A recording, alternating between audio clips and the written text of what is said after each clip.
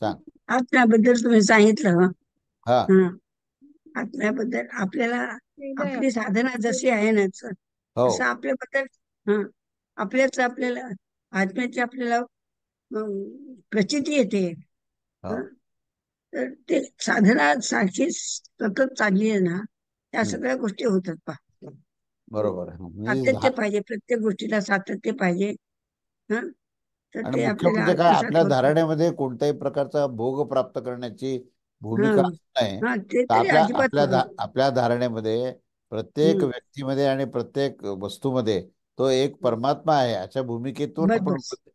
त्या हं. भूमिकेतून उपदेश घेतला तर त्या उपदेशाचा उपयोग आहे. हो, हो. अन्यथा बरोबर आहे. तुमच्यामध्येच आसुरी शक्ती ज्या आहेत ना, तुम्ही ते भोगप्राप्ती, बाजूला. हा, हं. भोगप्राप्तीच्या भूमिकेतून तुम्ही जेव्हा एखाद्या अनुष्ठान करता, तेव्हा हं. तुमच्यामध्ये असलेली जी ते आसुरी शक्ती आहे, आसुरी असू वृत्ती दे. आहे, ती जागृत होते. बरोबर. असं आहे तर. म्हणून आपली मुळापासून. धारणा ही सुधारली पाहिजे. त्याच्यामध्ये हां, हां. आपली धारणा. धारणा ही आत्मतत्वाने युक्त असली पाहिजे हां. आणि सर्वत्र तो त्याची परमात्मा आहे अशा बरोबर आहे. प्रकारची धारणा ठेवूनच तुम्ही कुठलंही अर्चन, पूजन, अनुष्ठान, कुठले हं. यज्ञ या काय कुठलीही जो गोष्ट करताय, करा. ते करत हं. असताना व्यवहारात कुठली. सुद्धा ह्या भूमिकेतून तुम्ही जर हं. व्यवहार केला तर हं. तुम्हाला तर कुठली तेच बाधा बाधा होणार नाही. बाधा ही बरोबर. आपल्यामध्ये असलेल्या आसुरी शक्तीमुळेच होत असते. हो, बरोबर. असा कारण त्याच्यात तो सगळीकडे सगळीकडे आहे ना. त्याला तो पाहिलं सगळीकडे आहे. पाहिजे. तो सगळीकडे आहे. तो ज्या ज्या भूमिकेत गेला त्या भूमिकेतून तुम्हाला वेगळा वेगळा अनुभव देईल. पण हं. त्याच्या वेगळेपणामधून तो एक सर्वत्र आहे अशी हां, तेच. ओळख झाली पाहिजे. ही ओळख हं. नाही झाली हं. तर आपण तर मग अपप्रभाव करतो की मग हा हं. सावत्र आहे, मग तो बरोबर आहे. आपला नुकसान करेल. अशा हं. प्रकारचं मग सावत्र भावाभावामध्ये जे काही द्वेष निर्माण होतात त्या द्वेषातून ही शेवटी तिथे पापानेच ते बद्ध होतात. पण जर हं. तुम्ही सर्वत्र तोच आहे अशा प्रकारची भूमिका घेतली हं. तर तुम्ही ह्या सर्व बाधा होण्याची शक्यतेपासून तुम्ही स्वतःचं संरक्षण करू शकता. हा बरोबर संदेश आहे. दिलेला आहे याच्यामध्ये. असं. हं. छान, छान. छान छान. स्वामी समर्थ जय जय श्री स्वामी स्वामी समर्थ. समर्थ, श्री स्वामी जय समर्थ. स्वामी समर्थ. चांगला आहे, छान. नमस्कार काका. नमस्कार, बोला काळे. हा, काय कशा नाही, आहात? नमस्कार. चांगले आहेत. नाही नाही, मजेत मजेत आहे. मजेत आहात ना? हा. ऐकलं एकदा आजचं प्रवचन ऐकलं का हो आजचं? हो हो, ऐकायला प्रवचन मिळालं? आहे. ऐकायला मिळालं आता ना? हा. तुम्ही सांगितल्यानंतर त्याचं कोरिलेशन कळलं. अच्छा. बरोबर तोपर्यंत काय काय सांगताय ते काही काय सगळं डोक्यावरनं जात होतं. बरोबर आहे. मुख्य म्हणजे फोकस कुठे आहे? आता तुम्ही जे त्याच. सांगितलं हा. त्या याच्यावरनं त्याचं आजच्या जीवनाला कनेक्शन काय आहे त्याचं बरोबर आहे, बरोबर. मधलं. कारण आम्ही कोणताही व्यवहार करताना आम्हाला भोगप्राप्ती कशी होते हाच एक विचार असतो. त्यात त्या प्रत्येक बरोबर आहे. हा. ॲक्शनमध्ये आणि प्रत्येक अनुष्ठानामध्ये सुद्धा आम्ही जेव्हा स्वामींचं नाम घेतो किंवा संध्याविधी, भस्मधारण विधी हे सगळे जे करतो किंवा मी हे करतो हा भाव अग्निहोत्र घेतो. अग्निहोत्र करतो, या सगळ्यामध्ये आपली भूमिका काय असते? मला भरभरून पैसा मिळावा, मला माझे सगळे भोग प्राप्त व्हावेत, अशा प्रकारच्या भूमिकेतून आपण करतो. आणि ही भोगप्राप्तीची जी इच्छा आहे ना, तीच राक्षसी वृत्ती आहे. त्याच ठिकाणी आसुरी वृत्ती किंवा असुराला जे वाटतं की माझा विजय झाला पाहिजे, माझ्यावर अतिक्रमण होऊ नये, तर ते असुर हे आपल्यामध्येच आहेत, हे लक्षात घ्या. असुर हे बाहेर नाही आहेत कुठेच. माणसं म्हणतात ना किंवा बाहेरची बाधा झाली आहे, मग करणी झाली आहे वगैरे, तर बाहेरचे काही नसते. जे काय ते आपल्यामध्ये सगळं आहे. तर आपली भूमिका जी आहे ना, ती भूमिका आपली जर व्यवस्थित झाली की परमेश्वराचं अस्तित्व आणि त्याची एकरूपता करण्याचा प्रयत्न केला तर तुम्ही सगळ्या दोषापासून मुक्त होता. हा तो संदेश आहे त्यातला. हं? आणि तो मुख्य प्राणाच्या निमित्ताने त्यांनी त्या 7व्या मंत्रामध्ये सांगितले. हम्म. चला, छान. ते स्वामी. आत्मतत्वाचं भान ठेवून सर्वत्र वासुदेव हे हा भान हा. ठेवून तुम्ही कार्य मग करा. कार्य म्हणजे करा, तुम्हाला हेच. काहीच येते म्हणजे हाच त्यातला महत्वाचा हाच संदेश आहे. आणि तसं नाही केला तर तुम्ही पापाने बद्ध व्हाल. म्हणजे त्याच्या अल्टरनेट दुसरं काही जरी केलं तरी त्या ह्याच्यामध्ये त्या कृतीमध्ये ही पापाने बद्ध होण्याची शक्यता आहे. म्हणजे पर्टिक्युलरली काम्य कर्म हो, हे आणि निश्चित कर्तव्य आहे. कर्म याच्यामधला फरक आला. फरक सांगितलं आहे, अगदी बरोबर आहे. कर्तव्यामध्ये परमेश्वरालाच समोर ठेवलेलं असतं, तरच कर्तव्य होऊ शकतं. त्या- असं आहे. हा, छान. उत्तम. श्री नमस्कार. स्वामी समर्थ. श्री स्वामी समर्थ. घ्या, बोला. नमस्कार काका. हो, श्री बोला. स्वामी समर्थ. बोला बोला, आशीर्वाद आहे. हा बोला, हळवे साहेब बोला. आता हा बोला. याच्यात सुर आणि असुर यांचं नातं सावत्र भाव ह्याचं दाखवलंय का? हा, तर सुर आणि असुर जे आहेत हे सावत्र भाऊ आहेत, हा, आहेतच आहेत सावत्र. मुळातून. मुळातून काय माहितीये का, कश्यपरूपी ऋषींच्या दोन पत्नी दोन होत्या बायका, आणि त्यातली हो एक हो हो एक दिती आणि एक हो. अदिती. अदितीचे मुलं जे दिती आणि होते आदिती. ते सगळे देव होते, आणि दितीचे हो, दैत्य होते. तर ते दैत्य होते. त्यामुळे त्या वडील एकच वडील आहेत आणि दोन वेगवेगळ्या आई आहेत. तर त्यामुळे म्हणून ते ते सावत्र, म्हणून ते सावत्र सावत्र नातं भाऊ झालं. सावत्र भाऊ झाले. आणि त्या सावत्र हो भावांमध्ये मग द्वेष वगैरे निर्माण होतो. हो पण ते हो. प्रतिकात्मक आहेत मुळातून, ते जे आहेत ना, या आपल्यामध्ये निर्माण झालेल्या वृत्ती आहेत. वृत्ती आहे. हा, या म्हणजे वृत्ती वृत्तींचा हा द्वंद्व आहे. वृत्तींचा हा द्वंद्व आहे. हा सगळा वृत्तीचा खेळ आहे पूर्ण. त्या आपण हो. निवृत्त, आणि म्हणून आपण निवृत्त झालो तर याच्यापासून आपलं संरक्षण होऊ हा, शकतं. त्याच खऱ्या अर्थाने निवृत्त, निवृत्त होणे, वृत्तीपासून अलग होणे, याला निवृत्तच म्हणतात. हो. हा, चला छान, नमस्कार. खूप छान, नमस्कार सर. आनंद आहे. हो, आशीर्वाद आहे. नमस्कार. हा बोला. हा माझा बोला, कल्पनाताई बोला, हा. नागापूरकर. छान 2 वाक्य महत्वाचे समजले की अनुष्ठान करत असताना ज्या येणाऱ्या अडचणी आहेत हा, त्याचं आजचं हे प्रवर्तन माझ्यासाठीच होतं जे तर मला ते समजलं तुम्ही म्हणजे, हा समजलं. म्हणजे भोगप्राप्तीची इच्छा न ठेवता परमेश्वर प्राप्तीची इच्छा जर ठेवली तर आपला अनुष्ठान आनंदाचा आणि सुखाचा होतो. हा. तर पहिला एक प्रश्न असा आहे की म्हणजे काही काही जे आपल्याकडची अनुष्ठानं असतात ती स्पेसिफिकली एखादी भौतिक वस्तू प्राप्त करण्यासाठी ती केली जातात. हो, पण म्हणजे थोडक्यात वेदांकडून रेकमेंडेड हेच आहे की तुम्ही भौतिक वस्तूच्या प्राप्तीसाठी जरी अनुष्ठान करत असाल तरी सुद्धा तुम्ही परमात्म्याचं अधिष्ठान ठेवूनच ते करा. ते केवळ जीवनातलं एक लागणारी वस्तू आहे, फक्त त्या फॉर्मॅलिटी पुरतं करा, त्यात आसक्त होऊन जाऊ नका, म्हणजे हेच वेदांचं सांगणं आहे ना. हो. म्हणजे असं ते कधी रेकमेंड करतच नाहीत ना की भौतिक वस्तू तुम्ही काम्य पद्धतीनेच तुम्ही त्याच्यासाठी अनुष्ठान करा असं. नाही, मुळातून म्हणजे त्याच्यातलं सगळ्यात गाभा सांगतो काय तो. जरी तुम्ही एखादी कामना पूर्ती करण्याकरता एक यज्ञयाग केला तरी पण त्या ठिकाणी आपला जो दाता आहे, आपल्याला देणारा जो आहे ना, तो देणारा दुसरा तिसरा कोणी नसून तो परमात्माच आहे, अशा प्रकारचा भाव हो. असणे आणि त्याला शरण जाऊन या कामना तृप्ती कशा करता करायचा आहे, उद्देशही असा आहे की मला निष्काम स्थितीमध्ये जायचं आहे. पण ती जर कामना जर माझ्यामध्ये असेल तर मी निष्काम स्थितीत जाणार नाही. आणि ते करण्याचं सामर्थ्य केवळ परमेश्वराचं आहे. आणि म्हणून परमेश्वराने माझी कामना तृप्त करून खऱ्या अर्थाने मला तृप्त करावं आणि या कामनेतून मला मुक्त करावं, हा त्याचा अर्थ आहे. हा. कळालं ना, हा त्याचा अर्थ आपल्याला बरोबर. समजून घेणं आवश्यक आहे. म्हणजे कामना पूर्तीचं मुख्य प्रयोजन आहे त्या कामनेपासून परमनंट मुक्ती. म्हणजे असं नाही की ती हा, परत परत त्याच्यात घ्यायची इच्छा असो. पण मग हे जे आपले कर्मकांड करून देणारे जे गुरुजी असतात ते हे या गोष्टी कधीच एक्सप्लेन करत नाही की तुमचा कशी धारणा नाही, असावी, त्यांना तर हे माहित खरं तर नाही ना, चुकतं. त्यांना माहिती नाही. मुख्य काय माहिती का, त्याचा जो उद्देश आहे त्यांना ते माहिती नाही. ते स्वर्गप्राप्ती करता मंत्र सांगतात.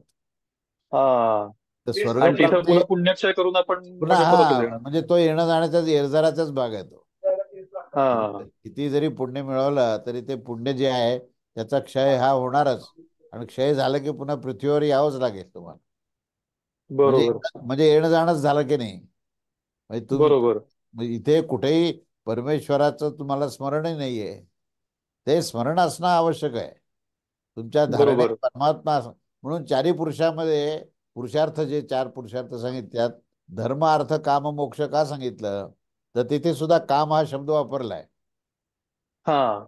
मग तिथे सुद्धा जी काम आहे म्हणजे कामना जी असते, त्या कामनेतून निष्काम स्थितीमध्ये जाण्याकरता ती कामना तृप्तीचं कर्म करायचंय. परंतु कसं करायचं, तर देणारा परमात्मा आहे आणि त्याचा अंतिम जो निष्कर्ष आहे तो मला कामनेतून मुक्त करून निष्काम भावाकडे घेऊन जाणार आहे. बरोबर. अशी भूमिका जो करून जो कर्म करेल तर त्या कर्माला आपल्याला तिसरा पुरुषार्थ म्हणता येईल. अन्यथा तो पुरुषार्थ हा. होतच नाही. अन्यथा तो जो बरोबर. होतो ना, तो जीव भावाचा भोगाचा भाग येतो. आणि एंडलेस. मनुष्य हा भोग प्राप्त करण्याकरता जन्मलेलाच नाही मुळातून. म्हणजे खरं बरोबर. सांगायला म्हणजे प्रत्येक मनुष्याला ज्ञान झालं पाहिजे की आपला जो जन्म आहे तो आपला जन्म हा भोगप्राप्ती करता नाही आहे, तर कर्तव्य आणि तपस्या करण्याकरता आहे. ही तपस्या योनी आहे असं म्हणतात. ही तपस्या हो हे जे शरीराची जी घटना आहे ना, ज्या पद्धतीने शरीर घडवलेलं आहे परमेश्वराने, तर त्या शरीराचं वैशिष्ट्य काय असेल हे आपल्याला समजणं आवश्यक आहे. तर वैशिष्ट्य जे आहे ते भोगप्राप्ती नाहीच, तर ती बरोबर. परमात्मा प्राप्ती करताच हे शरीर दिलेलं आहे. पण त्याच्या आधी तुम्हाला म्हणजे धर्म, अर्थ आणि काम हे 3 टप्पे पूर्ण करणं आवश्यक आहे. तर धर्मामध्ये स्वधर्म सिद्ध पण करणे, स्वधर्म हा सिद्ध करणे, निर्वाहामध्ये आपण स्वावलंबी होणं, आपला निर्वाह आपण करणे आणि इतरांचाही निर्वाह करणे. म्हणून दुसरा जो आहे तो अर्थ म्हटलेला आहे. आणि तिसरं काम म्हणजे आपण आपल्या सर्व सर्व कामाने बसून आपल्याला मुक्ती मिळाली पाहिजे. आणि शेवटी मग मोक्ष हा सहजतेने प्राप्त होतो. म्हणून मनुष्य हा पुरुषार्थ बरोबर. करण्याकरता आहे. मनुष्य हा पुरुषार्थ सिद्ध करण्याकरता आहे. मनुष्य जो आहे काम्यकर्म करण्याकरता नाही. हा आणि कामनेपासून परमनंट मुक्ती जी आपल्याला हवी असते तर ती कामनेला तृप्त करून घेतल्यानंतर मगच ती मिळू शकते का कामना असताना ती तृप्त करण्याची क्रिया न करता आपण डायरेक्ट मुक्त पण त्यातनं होऊ शकतो जर आपण त्या नाही क्षणीच त्या म्हणजे परमेश्वराचा अधिष्ठान. नाही नाही, हे होऊ शकतो, नाही असं नाही. पण तिथे तुम्ही ज्ञानाच्या स्थितीत जर जाल तर तुम्ही हे सगळं मृगजळ आहे हे तुमच्या लक्षात येईल. आणि ज्यावेळेस हा तुमच्या लक्षात येईल की हे सगळं मृगजळ आहे, तेव्हा त्याला तृप्त करण्याची पण आवश्यकता राहणार नाही. हा बरोबर. समजलं ना? पण फायनली हेच अपेक्षित आहे. हा फायनली हेच अपेक्षित आहे की तुम्ही ह्या सर्व जंजाळातून मुक्त व्हावं, या अपेक्षेने पुरुषार्थ आहे. समजलं ना? म्हणजे बरोबर. पुरुषार्थाचा अर्थ कळाला पाहिजे. पुरुष तत्व जे आहे ते आत्मतत्व आहे. पण ज्यावेळेस ते कामनेशी चिटकतं त्यावेळेस तेच पुरुष तत्व हे जीवतत्व होऊन जातं. तेव्हा जीवतत्व आणि शुद्ध आत्मतत्व याच्यातला जो भेद आहे ना, तो भेद म्हणजे त्या माणसामध्ये आहे. माणसामध्ये दोन्ही प्रवाह बरोबर. वाहत आहेत. माणसामध्ये हे दोन्ही प्रवाह आहेत.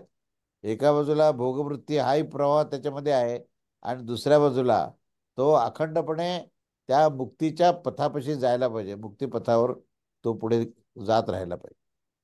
हा, आलं लक्षात? बरोबर. ठीक आहे. आणि दुसरं म्हणजे हे जे आपण म्हणतो की हे प्रतिकात्मक आहे तर हे केवळ प्रतिकात्मकच आहे का खरोखर कश्यप नावाचे कोणीतरी ऋषी नाही म्हणजे मनुष्य देहधारी होते आणि त्यांचे पत्नी पण होत्या म्हणजे नाही या तुम्ही सगळ्याच कथ्या ज्या काही आपण ऐकतो. तुम्ही कुठे उभा राहून पाहता त्याच्यावर आहे. मुळातून हे सापेक्ष आहे. त्याला आहे हा आणि नाही हे दोन्ही शब्द लागू नाहीत. आणि अच्छा. आहे हा शब्द फक्त परमात्म्यालाच लागू आहे. बाकी सगळ्या गोष्टी हा आहे असं वाटतं या क्षेत्रातल्या आहेत. हा कळालं ना? हा पण ते केव्हा बरोबर कळेल? म्हणजे असं पण अगदी. नाही म्हणजे हे सुद्धा केव्हा कळेल? जर तो आत्मस्थितीमध्ये गेला तर. तो इथे सगळ्या भोगाच्या ह्याच्यामध्ये बसलेला आहे आणि तो नुसतं जर म्हणत आहे, तर ती फक्त वाचाळता होईल. हा कळालं ना? बरोबर. स्वामी समर्थ. स्वामी समर्थ, आशीर्वाद आहे खूप. काका स्वामी. हा बोला बोला. काका विचारा. हे जे ते 3 ते 6 श्लोक होते ते म्हणजे मुख्य म्हणजे आपल्या इंद्रियांना रिप्रेझेंट करतात ना कारण की इंद्रियांनी म्हणजे ते असुरांचा कधी नाश नाही होऊ शकत म्हणजे आपल्या इंद्रियांच्या थ्रू आपण कधी परमात्म्याला प्राप्त नाही करू शकत असा एक याचा इंटरप्रिटेशन होऊ शकतं. जोपर्यंत मनुष्य इंद्रिय आणि विषय ह्याच्यामध्ये हा जोपर्यंत स्वतःला अडकून घेतो तोपर्यंत त्याला मुक्तीचा मार्ग मिळणं शक्य नाही. हा म्हणजे महत्वाचा. तो इंद्रिय असो की काही तुमचे विषय असो किंवा काही असो, जोपर्यंत तुम्ही सगळ्या संपूर्ण सर्वत्र सर्वव्याप्त तो परमात्माच आहे आणि त्याच्याच अधिष्ठानामध्ये आपण कार्य करतोय, ही भूमिका तुमची अतिशय दृढतेने प्रस्थापित होणं आवश्यक आहे. ती जर भूमिका नसेल आणि तुम्ही फक्त इंद्रियाच्या माध्यमातून भोगप्राप्ती असेल तर तुम्ही अगदी दूरवर सुद्धा त्या मुक्तीच्या पथावर जाऊ शकणार नाही. आणि ते मुख्य प्राण जे म्हटलंय ते परमात्म्यालाच इंगित करताय का म्हणजे जो हा पुढचा श्लोक मुख्य प्राण जो जो नेक्स्ट जिथे आपण थांबलो आज हा ते मुख्य प्राण जे त्याच्यात असं म्हटलं की तो मातीचा गोळा त्याला आहे ते त्याचं एक एक आता मेटाफोरिकल आहे तर हा म्हणजे ते परमात्माचंच हे आहे का म्हणजे ते परमात्म्याचं स्थान आहे जिथे कुठल्याही प्रकारचा विनाश होऊ शकत नाही, कुठल्याही प्रकारचा भेद होऊ शकत नाही. म्हणून त्याने ती दगडाची शिळा आणि ते मातीचं ढेकूळ हे हा, उदाहरण दिलं. हे उदाहरण दिलं. तर ठीक दगडाची शिळा ही अविनाशी आहे. ठीक ठीक. बोला, पुढे बोला. श्री स्वामी समर्थ काका. श्री स्वामी समर्थ. बोला बोला. हा, काय म्हणता डॉक्टर, कसे आहात तुम्ही? हा हा हा काका, छान आहे हा सर्व, तुमची आणि स्वामींची कृपा. हा, बोला. हा छान होतं प्रवचन. हा आणखी अ, असुर आणि दैवी ह्या प्रवृत्तीच असतात आणि ह्या जीवाच्या ठिकाणी असतात. आत्मा त्याच्यापासून अ, अभिन्न आहे, तो सत्य आहे आणि तो भिन्न आहे. पण ह्या सगळ्या ज्या आहे त्या मनाच्या स्तरावरती जे संकल्प विकल्प येतात त्याच्यातून ह्या वृत्ती, जे बरोबर, दिती आदिती देते देव जे सांगितलं, तर हे अ, प्रत्येक बरोबर आहे. जीवामध्ये जरी असेल तरी त्या कामना आणि कामना जे कर्म आहेत, ते कर्मेंद्रियामार्फत ज्या आधी वासना बुद्धीत आहेत, त्या वासनांच्या द्वारे जेव्हा ते ज्ञान होतं बाहेरच्या जगाचं किंवा ज्या आधीच्या संस्काराप्रमाणे स्थित असलेल्या कामनांचं, त्या कामना पूर्तीसाठी इंद्रिय धाव घेतात बाहेर आणि त्याच्यातून संतुष्टी मिळवायचा प्रयत्न करतात. पण कितीही कामनांची एक इच्छा झाली की दुसरी होते, दुसरी झाली की त्याच्यातनं तिसरी उत्पन्न होते आणि त्या कामनांच्या पूर्ती करत करत तिथून जीवाला पूर्ण संतुष्टी मिळतच नाही. तर हे वासनाक्षय होऊन कामनांची निर्माण होणं जेव्हा थांबेल आणि जेव्हा आत्मस्थ होईल परमात्म्याच्या अनुसंधानात सतत, आणि हे त्याचंच काम आहे आणि माझ्या थ्रू ते होते, हा भाव जेव्हा निर्माण होईल तेव्हा ती खरी संतुष्टी आणि समाधान असेल. असंच ना? अगदी असंच आहे ना. आत्मतत्वातच शाश्वत आनंद आहे. म्हणजे हम्म, हम्म. हो. आनंदाचा जर शोध घ्यायचा ठरवलं आणि आनंद नेमका कुठे आहे असं जर विचारलं, हा तर हा आनंद हा जगामध्ये किंवा अन्य जीवमात्रामध्ये आहे असा आभास आहे फक्त. कारण कारण काय की ते टिकत नाही ना. जे अशाश्वत आहे, जे न टिकणार आहे, त्या ठिकाणी शाश्वत आनंद कसा काय असू शकेल? तर हो. शाश्वत तत्वामध्येच शाश्वत आनंद असेल आणि शाश्वत हम्म, तत्व हेच आत्मतत्व आहे. म्हणून आत्मस्वरूप व्हा हा आनंदाचा आणि शाश्वत आनंदाचा, स्वरूप आनंदाचा तुम्हाला अनुभव निश्चित मिळणार. हम्म. म्हणून आपला सगळा जो प्रयत्न आहे तो आत्मस्वरूप होण्यामध्ये असला पाहिजे. हा, ठीक आहे ना.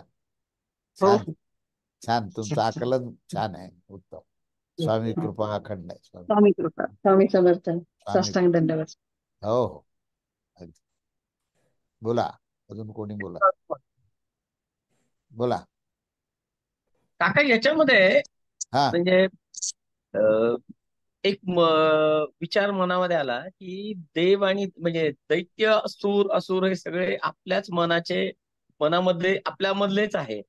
म्हणजे ह्याच्यातून मला एक जी आयडिया आली ती अशी की आपण जी तपश्चर्या किंवा ह्याच्यासाठी जो आपला पूर्वीचा एक जो कन्सेप्ट होता की तुम्ही वानप्रस्थ आश्रमामध्ये गेले की तुम्ही ईश्वर साधना करायची वगैरे, तर तसं न करता तुम्ही डे टू डेचं तुमचं जे लाईफ आहे, हो म्हणजे प्रत्येक क्षणी, तर ते लाईफ पण तुम्ही एक तपश्चर्या म्हणूनच पूर्णपणे हे केलं पाहिजे. आणि तुम्ही जी काही कृती कराल, म्हणजे ते तुमच्या कार्यात दैनंदिन कार्याचा जो भाव असेल, ते करत असताना सुद्धा तुमच्या मनामध्ये हे सदैव या गोष्टीची जाणीव ठेवून, म्हणजे जर तुम्ही एखादी गोष्ट ऑफिसमध्ये तुम्ही काम करत असाल आणि तो ऑफिसमध्ये निर्णय घेत असताना तुमच्या निर्णय प्रक्रियेमध्ये जर तुमचा स्वार्थ आला, तर तुमच्यामध्ये असुर प्रवृत्तींनी अगदी बरोबर. तुमच्यामध्ये असुर प्रवृत्तीचं अधिष्ठान झालं आहे. आणि जर तुम्ही त्या ठिकाणी कुठलाही निर्णय घेत असताना तुमच्या वैयक्तिक आशा अपेक्षांना दूर ठेवून जर केलं, तर तुम्ही निष्काम कर्म करतात. हे आहे म्हणजे असं जे मला वाटतंय ते बरोबर आहे का? ते अगदी बरोबर आहे, अगदी बरोबर. तर तेच बरोबर आहे. आपलं कुठलंही जे काम आपल्याला जे मिळतं किंवा जे कर्तव्य आपल्यासमोर असतं, त्या कर्तव्याचं मुळातून प्रयोजनच हे आहे की तुम्ही या सर्व बंधनातून मुक्त होणे. त्या कर्तव्याचं काय वैशिष्ट्य आहे, तर ते जीवजगताच्या कल्याणाकरता करायचं आहे. हे नेहमी आपण अशी पक्की धारणा ठेवायची. कोणतंही कर्तव्य आपल्याला येतं, ते कर्तव्य आपल्या भोगप्राप्तीकरता नाही, तर ते जीवजगताच्या कल्याणाकरता आहे. आणि मग आपले जे स्वभावगत जे काही गुणविशेषता असते, ज्याच्यामुळे अहम ममत्व तयार होतं, किंवा मी अमुक इंजिनियर आहे, डॉक्टर आहे, मी विशेष तज्ज्ञ आहे, असा जो भाव आहे तो भाव सुद्धा तिथे समर्पित झाला पाहिजे. आणि जेव्हा हा सगळा भाव समर्पित झाल्यानंतरच तो आत्मस्वरूप होईल. आणि आत्मस्वरूप मध्ये जाणं हाच मुळातून जीवनाचं प्रयोजन आहे. म्हणून तिथे तुमची धारणा ही महत्वाची आहे. कर्तव्य करताना जी धारणा आहे ती धारणा जी आहे हे सर्व मला करायचं आहे ते या जीव जगताच्या कल्याणाकरता. जीव जगतामध्येच तो जनार्दन आहे. म्हणून त्या जनार्दनाच्या सेवेकरता मला हे कर्तव्य करायचं आहे. असा जर आपण भूमिका घेतली तर निश्चितच तुम्ही लवकरात लवकर तुम्ही आत्मस्वरूपामध्ये जाल. आणि त्या क्रिया होत असताना तुम्ही आत्मस्वरूपामध्ये गेलेला असाल, तुम्हाला कोणत्याही प्रकारचे क्लेश होणार नाहीत. असं आहे. असं हे रहस्य आहे त्याचं. आशीर्वाद. स्वामी कृपा. बोला. श्री स्वामी समर्थ. श्री स्वामी समर्थ. काय म्हणता, कशी आहे तब्येत? चांगली आहे एकदम. छान आहे ना. वा वा. चला खूप. तुमचं मग आता शेड्यूल प्रमाणे काय आहे पुढचा कार्यक्रम? आता परवा निघणार इथनं. हा 20 परवा तारखेला. 20 तारखेला मंगळवारी. अच्छा, निघणार का? निघायचं ठरवलंय? हा म्हणून मग राखी बांधायला नंतरच यावं लागेल मला. नाही, काही हरकत नाही. राखीव म्हणजे तो हा सप्ताह असतो, राखी सप्ताह. समजलं ना? त्याला आपण सप्ताह म्हणायचं. राखी सप्ताह म्हणजे पौर्णिमेपासून सुरू होतो आणि तो सप्तमीपर्यंत चालतो. त्याच्यानंतर मग भगवान श्रीकृष्ण येतात मग, आहे की नाही? आणि कृष्णाला आता मला सांगा, कृष्णाला जर राखी बांधायची असेल तर पौर्णिमेला कशी बांधता येईल? त्याला अष्टमीलाच बांधावी लागेल. म्हणून तुम्ही माझ्याकडे अष्टमीला जरूर या आणि मला राखी बांधा. चालेल. मला विचारायचं आहे, आमच्या प्रत्येक इंद्रियाद्वारे जे कार्य घडतं, हो हो, तर मनात असा भाव ठेवला, धारणा ठेवली की हे प्रत्येक कार्य परमेश्वराच्या शक्तीमुळेच होतंय, आपण काहीच करत नाहीये, तर अगदी तेवढ्या एक फक्त धारणा ठेवण्याने आत्मस्वरूपात जाऊ शकतो का? अगदी अगदी तीच धारणाच महत्वाची आहे. त्या धारणेनेच मनुष्य, आणि हे परमेश्वराच्या कृपेने आपण तो करतोय एवढाच भाव नाहीये, तर ते परमेश्वरा करता करतोय. अच्छा. जी क्रिया आपण करतोय ना, ती क्रिया ही परमेश्वरालाच अर्पण करायची आहे. त्याच्यामुळेच आपल्याला कार्य करण्याचे सामर्थ्य आहे आणि त्याच्यासाठीच करायचंय. म्हणून प्रत्येक माणसाचं कोणतंही कर्तव्य असो, त्या कर्तव्याचा अंतिम जो उद्देश आहे तो जगत कल्याणाकरताच आहे. आणि जगत कल्याण म्हणजे जगदीश्वराची सेवा आहे.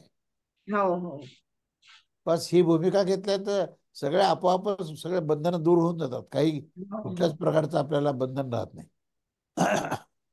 आम्हाला आता याच जन्मात बंधनातून मुक्त व्हायचंय. तुम्ही मुक्त झालेले आहात. श्री स्वामी समर्थ. श्री स्वामी समर्थ. काय म्हणते रीटा? शांत आहे एकदम. नाही ऐकत आहे. बरी आहे ना हो एकदम? हो हो. चला, खूप खूप आशीर्वाद आहे सगळ्यांना. महाराजांची कृपा आहे.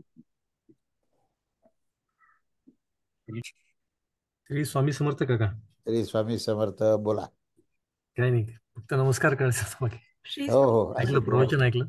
हो, दोघांनाही आशीर्वाद आहे. हो हो काका. आजचं ऐकलं का प्रवचन? हो ऐकलं ना. प्रश्नोत्तर ऐकली, त्याच्यातनं हो ना? बरीच क्लॅरिटी येते. हो हो, हा म्हणजे मला जे आकलन झालं ते असं आहे की मला भूक लागली तर भूक भागवायचे 2 पर्याय आहेत. एक तर जिजबाईचे चोचले पोहोचवण्यासाठी आपल्याला पाहिजे ते मागवणं, किंवा हो. परमेश्वराचं नैवेद्य म्हणून खाणं. तर मोठा परमेश्वराचं फरक. नैवेद्य म्हणून खाल्लं तर बस पोट बस भरणार बस. नाही का? असंच आहे ना? प्रत्येक अन्न हे त्याचं नैवेद्य आहे असं बरोबर. समजायची.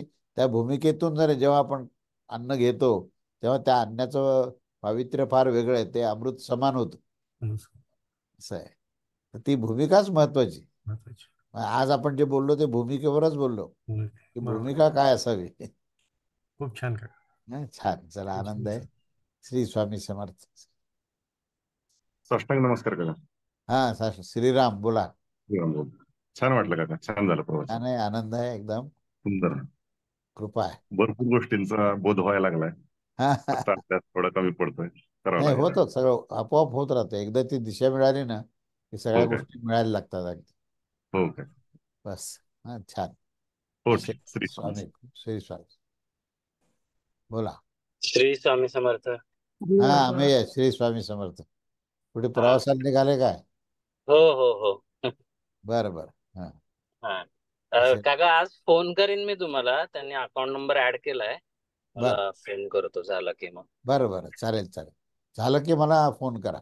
हो नक्की नक्की. चालेल. काल थँक्यू. रात्री उशिरा केलं त्यांनी ऍड.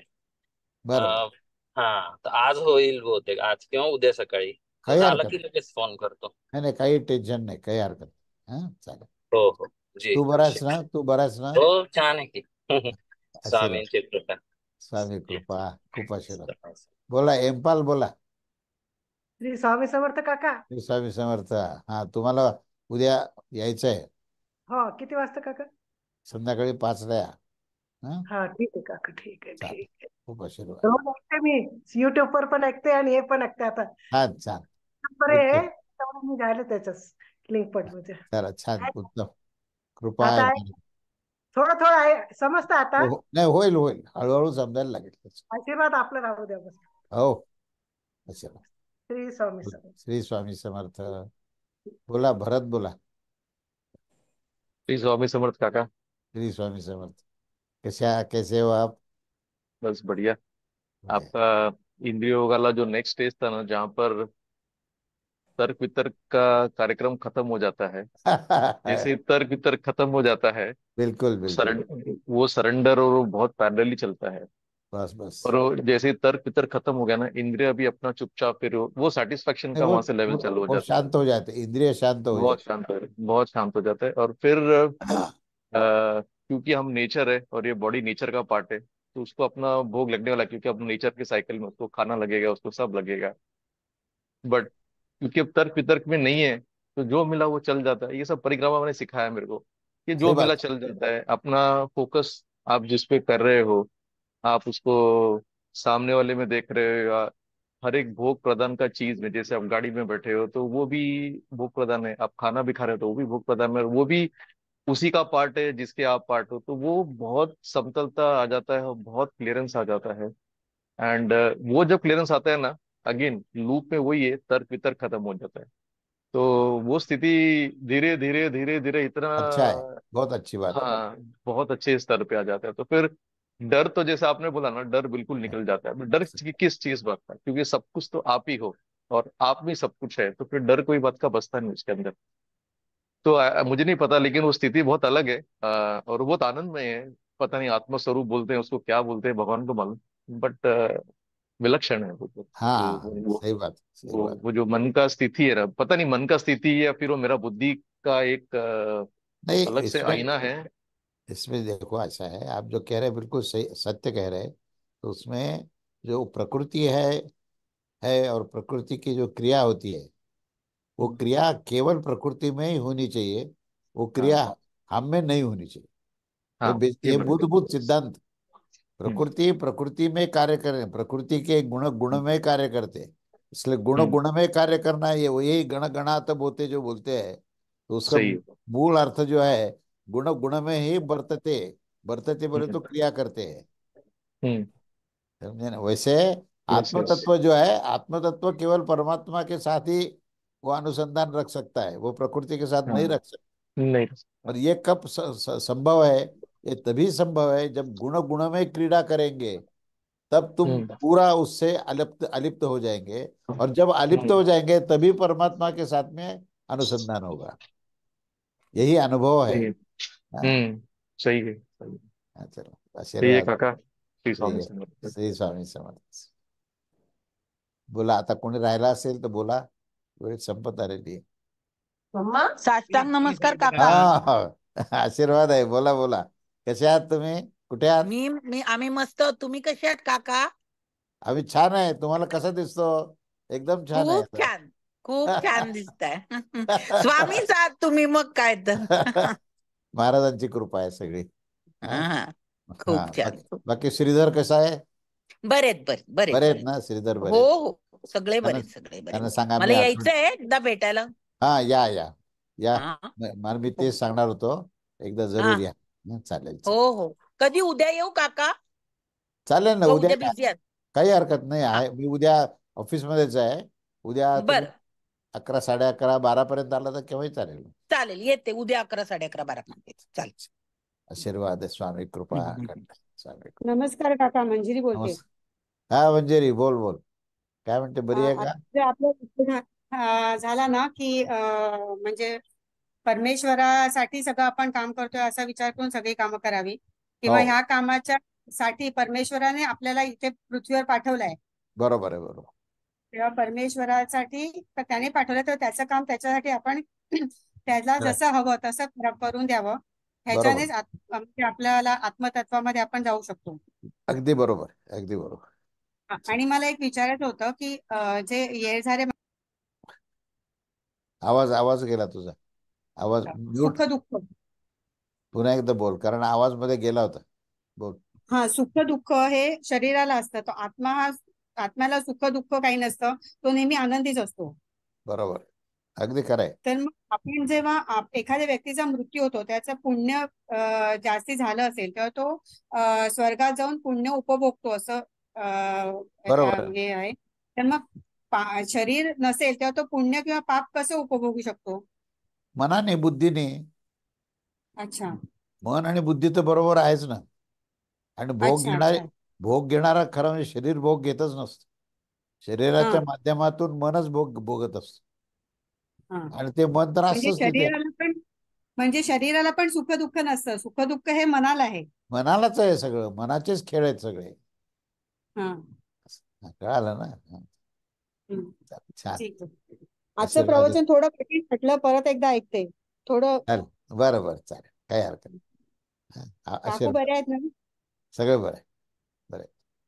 छान, आनंद. स्वामी कृपा. चला. श्री स्वामी समर्थ काका. हा बोला. अर्चना बोल, कशी आहे? हा काका, आशीर्वाद ठेवा. श्री स्वामी हो, समर्थ. खूप आशीर्वाद आहे. कसं आहे, नितीन कुठे आहे? बरं आहे ना? बाहेर गेले. बरोबर, चालेल चालेल. हा चला, आशीर्वाद आहे हो सगळ्यांना. काका, श्री स्वामी समर्थ श्री काका. स्वामी समर्थ. चला, आता मला वाटतं मी थांबावं. श्री स्वामी समर्थ काका. हा बोला, बोला.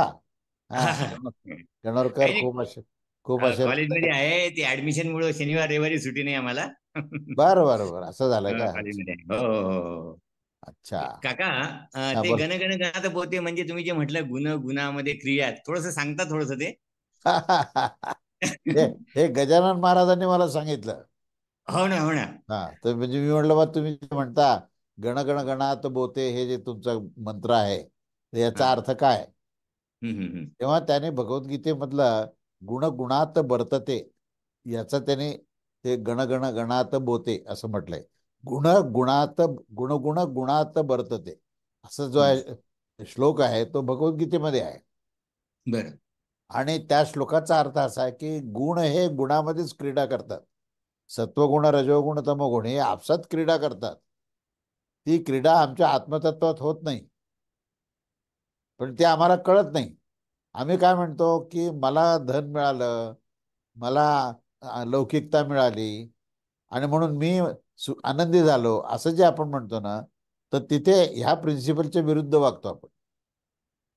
कारण धन इथेच आहे, मिळालेली जागाही इथेच आहे, आणि तू मात्र इथून जाणार आहेस. मग त्या ठिकाणी तुला ते धन मिळालं असा जो काही तुझी संकल्पना आहे, ही संकल्पना का झाली? कारण तुला गुणात बर्तते हे तुला माहिती नाही, म्हणून त्याचा भोग घेणारा जो आहे ना, तो हा देह किंवा मन आहे किंवा बुद्धी आहे, चित्त आहे, त्याच्या पलीकडे तू आहेस, ते तुला कुठे माहिती आहे? तर ते माहीत करण्याकरता म्हणून गण गण गणात बोते, हे जे गुण आहेत ते गुणात बर्तत असतात, म्हणजे क्रिया करत असतात. तुझं काहीच नाही इथे. त्या आत्मतत्वाला समजण्याकरता म्हणून गण गण गणात बोते हे समजलं पाहिजे. काका, गण गण गणात बोते आज समजलं बघा. म्हणजे लहानपणापासून म्हणतो आहे फक्त. नाही, असंच आहे. आपण सारखं म्हणत असतो पुष्कळ गोष्टी, पण त्याचं रहस्य जे आहे ते त्या सत्पुरुषाकडून ऐकल्यावरच कळतं आपल्याला. हो काका, अगदी. आशीर्वाद द्या काका, आशीर्वाद हो, द्या. खूप आशीर्वाद आहे. स्वामी कृपा अखंड आहे. छान. चला, आता मला वाटतं मी थांबतो, झालं, वेळ झालेला 12:23. चला, सर्वांना खूप आशीर्वाद. महाराजांची सर्वांवर अखंड कृपा असावी. सदा कल्याण.